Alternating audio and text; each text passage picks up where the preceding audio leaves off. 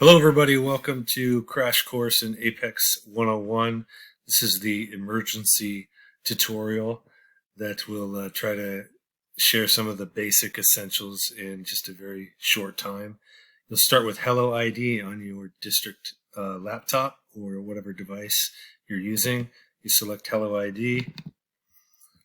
When you go into Hello ID, you'll see Apex Learning at the top. These apps are all alphabetical. Click Apex Learning.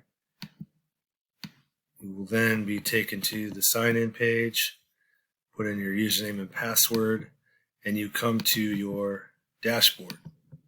This is what it looks like. I've got this window small so that I can protect the privacy of students when we're in the gradebook. But this will show the classes that you're teaching. It's called your dashboard. It's where you always land when you log in. Over here, you'll see how you can post announcements to different classes. If I were to hit Add Announcements, I can go in here and I can select the date of the announcement, how long it's going to be up, when it's going to go away, the title, the body of the announcement, and then down below I can actually pick which classes it's going to go to. So if this was an announcement for creative writing, I would click creative writing, do select, and it would come down here. So post to the creative writing class. I could preview it if I want and then hit submit. That's how you post announcements. That's your main way of communicating expectations to your classes, is through the announcement feature. Now going over here to a class itself, such as, for example, let's go with 9th grade English. You click on 9th grade English, it drops down to English 9 Semester 1. There's always a drop down underneath the class. I'm not sure why, that's just how it works. And then I want you to see on the right, you've got a pencil for editing. That is not something you want to mess with because that's for enrolling or withdrawing kids. You've got a bar graph here for data, and that's participation, logins, overall progress, and those kinds of things. And this is your gradebook. You click the gradebook, and when you first click the gradebook, you're just going to see the total percentage that students have in each unit so far. You'll see this kid has a few, this kid's done a little, right? So they're partway into the unit. This isn't super helpful. You can't really do anything to it. Again, there's names of kids over here that I'm trying to protect their identity. But if you go up and over here into this feature called Summary, and then select Unit 1, you're going to actually get a detailed view of the gradebook where you can actually start doing things. So, first thing that I recommend people do is go to this tiny calendar icon that is at the side of the very first assignment. Select the calendar icon and then choose the first due date of the class. Let's say the first due date was today, Friday.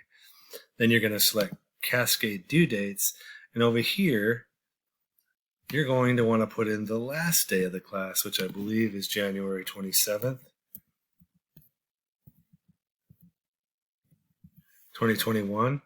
Okay, and because you selected Cascade Due Dates, this is going to make a customized pacing guide of suggested, not required, suggested due dates for the student. You hit save and it adjusts everything for that kid. So now all the classes the assignments are evenly spread out from that first date to that last.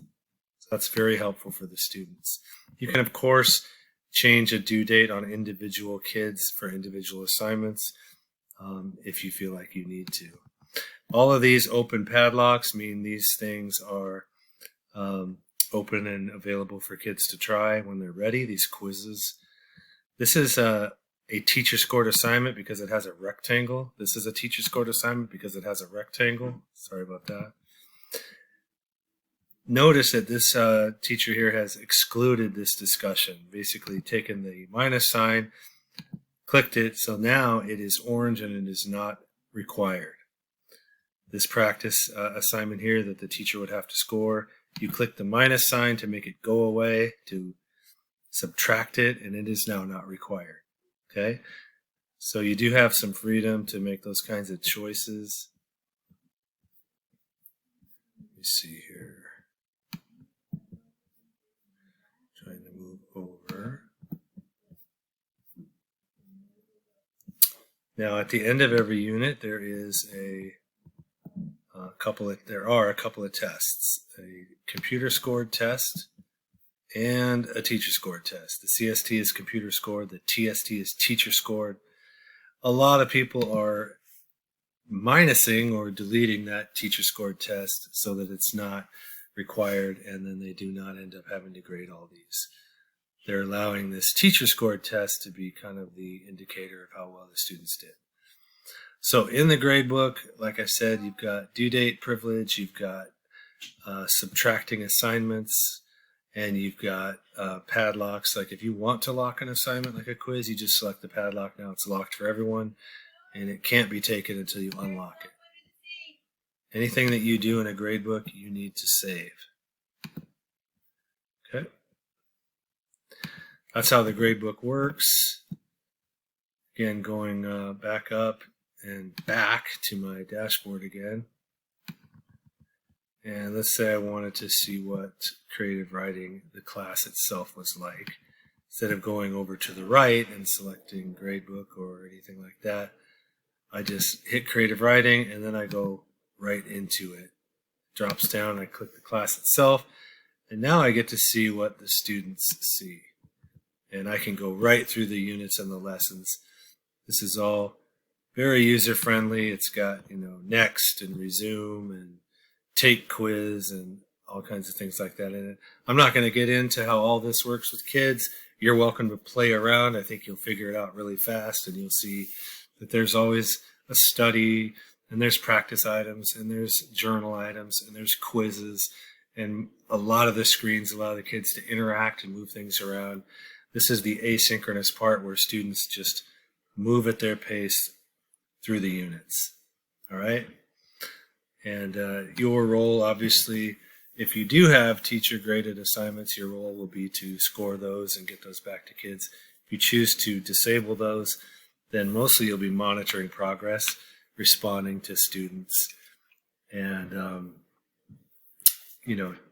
possibly reaching out to kids who haven't logged in for a week, those kinds of things. I'm not exactly sure all the responsibilities. I know that's being worked out, but I can tell you that it is not nearly as hands-on as your traditional classroom because you're not lesson planning or delivering live instruction. So those are the basics of Apex.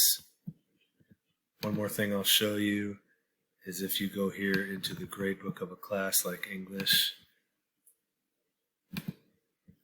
Up at the top here you have course settings, and if you click course settings, it will show you the minimum score kids need to move past a quiz and how many times they can take it without having to contact you. Now, you can set this to 3 times, so they have 3 attempts before contacting you to intervene or to unlock or to reset. So this is without your help. They could take it this many times to try to get that 60% or higher, meet that threshold, and move forward.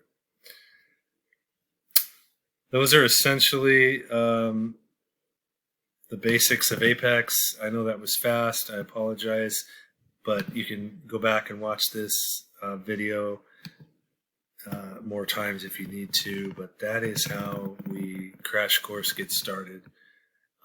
Don't forget that under help, you have the Getting Started tab, and you've got the Educator Academy tab, all with really good resources.